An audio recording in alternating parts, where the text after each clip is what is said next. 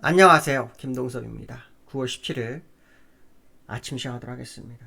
오늘 새벽에 끝난 미국 시장은 소폭 하락 마감했죠.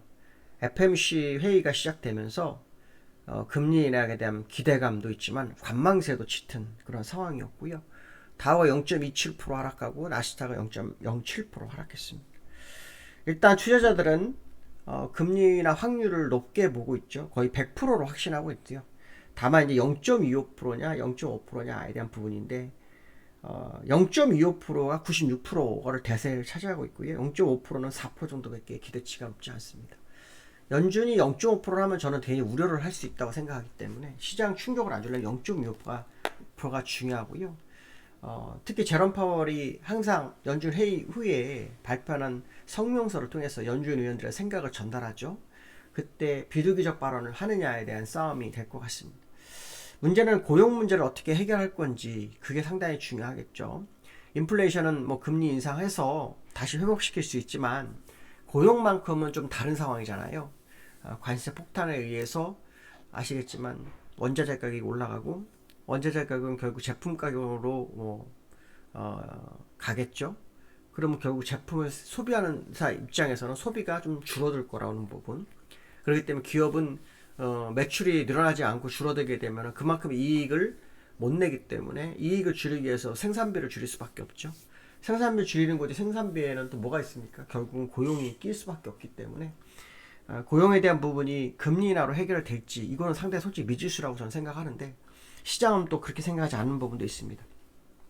오늘 소매 판매가 있었는데요. 이 소매 판매가 전월 대비 0.6% 정도 상승을 했습니다. 예상치 0.2%보다 올랐는데요. 일단 미국 소비자들이 관세 폭탄에도 여전히 뭐 소비를 늘리고 있다, 뭐 소비를 지속하고 있다 이렇게 해석도 하는 것 같습니다.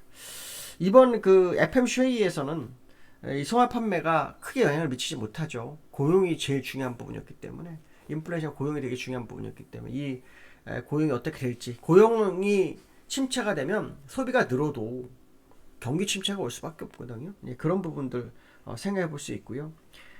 스티브 머란이라 해서 그 미국 백악관 경제자문위원회 그 위원장이 그 상원에서 48, 47로 연준 의원 되는 부분에 그 인준을 받았어요. 인준을 받았습니다. 그런데 여기서 이제 문제가 되는 건 뭐냐면 그 백악관 경제 자문위원회 위원장직은 유지를 하겠다 이렇게 얘기해서 시장에서는 연준 독립성을 해치는 거 아니냐. 왜냐하면 양쪽에 발을 들어서 정부 의견을 갖다 하는 거잖아요. 전달하는 상황이 될 거 아니에요. 이 연준의 독립성에 대한 의문을 좀 갖는 그런 뉴스가 나오는데요. 솔직히 과거 사례로 이런 경우는 없었거든요. 그렇죠? 연준의 이사가 되면 다른 건 다 내려놓는 것이 거의 정상인데 그렇지 못한 흐름을 좀 보이고 있는 것이 시장에서는 또 새롭게 해석될 수 있는 부분이 있지 않을까. 뭐 그런 해석도 해야 될 것 같고요. 테슬라가 또 2.7% 오르면서 5일 동안 무려 21%가 올라가지고 요즘 서학개미들한테 상당히 기대를 또 주고 있는 그런 상황이 되고 있는데요. 이게 사실은 이제 왜 말씀드리면 나스닥이 더 안 빠진 이유 중에 하나입니다. 사실 엔비디아가 1.6% 정도 빠졌기 때문에 시총이 제일 높아서 주가를 밀어낼 수 있지만 테슬라 같은 그 종목이 올라오면서 전기차 관련주에 다 올라왔거든요. 일론 머스크가 이제 자사주 매입 발표를 했죠.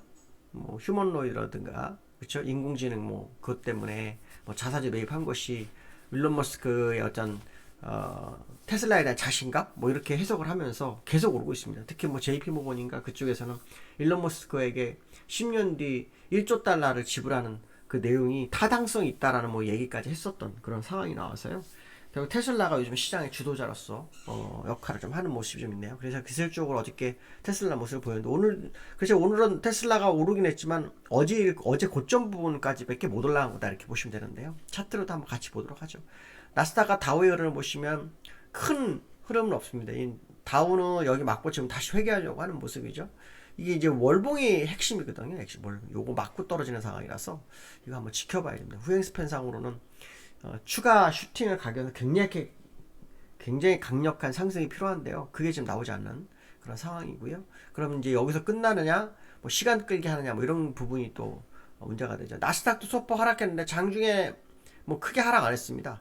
0.2% 정도. 근데 이것도 테슬라가 받쳐주는 그런 흐름이었죠. 월봉으로 보면 이제 이게 얘는 이제 슈팅이 들어온 거잖아요. 그래서 여기까지 갈 거냐, 이렇게 슈팅이다 다시 회귀하는 경우도 있기 때문에 꼭 간다는 보장은 없습니다. 그래서 슈팅 국면에 지금 들어와 있는 것만큼은 확실히 맞지 않느냐 이렇게 해석을 할 수 있고요. 제가 이제 테슬라 얘기를 좀 했었는데 테슬라 차트가 정말 굉장히 좋아졌죠. 예, 굉장히 좋았습니다. 지금 상태로는 이제 여기 요 488불 가겠죠. 지금 400불, 420불까지 올랐는데 어저께 장중에 7% 갔던 부분을 오늘 다시 메꿔주면서 올라가는 거죠. 하루 만에 메꿔주면 일반적으로는 더 가겠다 뭐 그런 의지가 큰 거죠. 그런 해석을 해볼 수 있는 겁니다. 그래서 요때 그부터 지금 그 일론 머스크의 영향력이 이 테슬라의 영향력으로, 그러니까 결국 CEO의 영향력이 이렇게 크다라는 것을 테슬라를 통해서 확인하는 뭐 그런 상황이다 이렇게 해석을 할 수 있겠죠.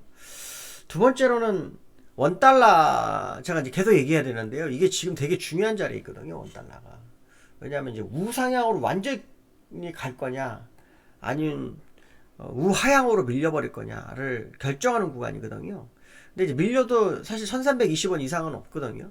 거기까지 정도밖에 지금 기술적으로 나오진 않는데, 이 상단선 싸움을 하다가 제가 뭐라 그랬냐면은, 그 9월 중순 이후가 되면 62선이 우상향을 타기 때문에 밀릴 수 있다. 그래서 어저께 1378원에 끝났는데 야간에서는 1382원 정도까지 가는 흐름이 있었어요. 어저께 야간에 1385. 그래서 또 상단선 부분에서의 싸움을 계속하고 있는데 종가는 다시 1378원에 끝났거든요. 그래서 오늘 이후로 밀릴지. 근데 여기서 제일 중요한 건 뭐냐면 이 원달러가 밀린 이유는 일단 FMC의 영향도 좀 있고요. 그 다음에 달러를 수입 업체들이 매도를 좀 했다. 뭐 이런 부분. 그 다음 수출입 업체들이 이제, 그러니까 수출 업체들이 달러를 매도하는 게 좀 흐름이 있고요. 그 다음에 요즘 외국인들이 국내 주식 엄청 많이 사잖아요. 그럼 달러를 살 수 없잖아요. 환전해서 들어가고 산단 말이죠. 그런 영향권에 있다 이렇게 보는 겁니다. 그래서 지금 그 외국인의 매수세가 달러에 영향을 미치는 과정, 뭐 이런 해석도 지금 나오고 있는 상태인데요. 일단 제가 지난번에 말씀드렸을 거예요. 1320원을 갔다가 1650원을 갔을 때 사이클이 나오는지, 아니면 여기서 그냥 우상향 갈 건지는 좀 지켜봐야 될 거다. 그렇지만 일단은 그 시점으로는 이제 다가왔죠. 뭐 중순 이후니까 뭐 20일 정도 이후니까 FMC가 이제 오늘 밤에 끝나잖아요. FMC 회의가 오늘 밤에 끝나는데 이번 FMC에서 어떤 발언을 두고 나오는지 되게 중요하지 않습니까? 일단 금리라는 뭐 아까 말씀드렸지 0.25 확률이 되게 높고요. 그래서 제롬 파월을 보면 비둘기적 발언을 할 것 같아요. 그 비둘기 발언은 뭐 계속 정책 전환을 해서 금리를 하겠다 이것보다는 상황에 따른 뭐 이게 나올 확률이 높다고 보는데, 그렇게 되면 또 시장이 흔들릴 수 있죠. 그냥 아예 비둘기로 나오는지 상황에 따라 뭐 대처를 하는 의견 나올 거냐 한번 지켜봐야 될 것 같다. 근데 이제 지금은 상황적으로 나오는 게 아니라 비둘기적으로 나와야 시장에는 도움이 되죠. 그렇죠? 그럴 확률이 높다고 보고 있고, 만약에 0.5 금리를 하게 되면은 시장은 환호를 안 할 확률이 높다라는 부분. 진짜 침체를 인정하는 상황이 나올 수 있다. 지금 고용이 계속 나빠지게 되면은 스태그플레이션으로 갈 수 있는 소지가 커지잖아요. 이제 그런 부분들을 생각할 수 있는 부분이죠. 그래서 달러에게다 엉뚱한 데로 좀 빠지긴 했지만 어쨌든 중요한 건 달러 하락도 결국 금리나 연결되기 때문에 원달러가 이제 추세적으로 밀리는 건지도 한번 봐야 되겠죠. 주가가 많이 올라온 거에 비하면 달러가 별로 안 움직인 부분은 또 있잖아요. 주가는 여기 코스피를 좀 보시면 코스피는 계속해서 올라가고 있죠. 올라가고 있는데 환율은 아까 보신 것처럼 뭡니까? 횡보를 하고 있죠. 그렇죠? 이런 부분에 차이가 있다 이렇게 보시면 될 것 같고요. 아까 이제 외국의 대량 매수 얘기를 해드렸는데 정말 많이 삽니다. 그렇죠? 어제 1조 9,600억 샀고요. 프로그램 1조 샀습니다. 그래서 이게 2조고요. 이거 선물 4,500억. 어저께 장초반에 선물 얼마나 샀었냐면 거의 8천억 정도 샀는데 반 던지고 끝났거든요. 반 던지고 끝났습니다. 그래서 지금 현재 모습을 보면은 외국인들 혼자서 사는데 그 9월 누계로 보면 9월 첫째 주부터 지금까지 상당히 많이 샀다는 거죠. 거의 한 7조 정도 산 것 같습니다. 7조. 9월 1일부터 보시면은 7조 정도 샀네요. 7조 샀고 프로그램도 꽤 많이 사는 그런 흐름을 좀 보여서 외국인들 어떤 매수세가 강력해진 건 사실이다. 근데 지금의 자리는 사실은 이제 미국도 우리나라도 전부 다 고점 부분에 싸움을 하는 자리예요. 그래서 여기에는 사실은 매수가 많이 들어올 수밖에 없어요. 왜냐하면 그동안 이제 안 팔고 있던 누군가들은 올라온 물량을 던지는 거잖아요. 지금 오늘 이거 보시면 개인들은 그동안 묵혀 있어서 팔잖아요. 근데 사실 문제가 뭐냐면 이렇게 되면 종목들이 가면서 개별 종목도 같이 많이 움직여야 되는데, 개별 종목, 그러니까 상승 종목, 하락 종목을 보면 상승 종목 때문에 하락 종목이 너무 작아요. 그러니까 몇 개 종목, 특히 삼성전자, 뭐 하이닉스 이런 종목으로 좀 끌어올리고 있는 그런 형국이다 보니까 그러거든요. 그래서 삼성전자가 요즘 뭐 8만 전자 거의 다 왔죠. 79,700원. 저는 이제 삼성전자가 여기서 상당한 의미를 좀 부여할 수 있다라는 생각을 하고 있었는데 여기까지 와서 딱 밀리죠. 예, 제가 딱 선을 그어놨거든요. 여기도 삼성전자 여기고요. 하이닉스도 제가 기술적으로 좀 그어놨는데 어떤 모습이냐면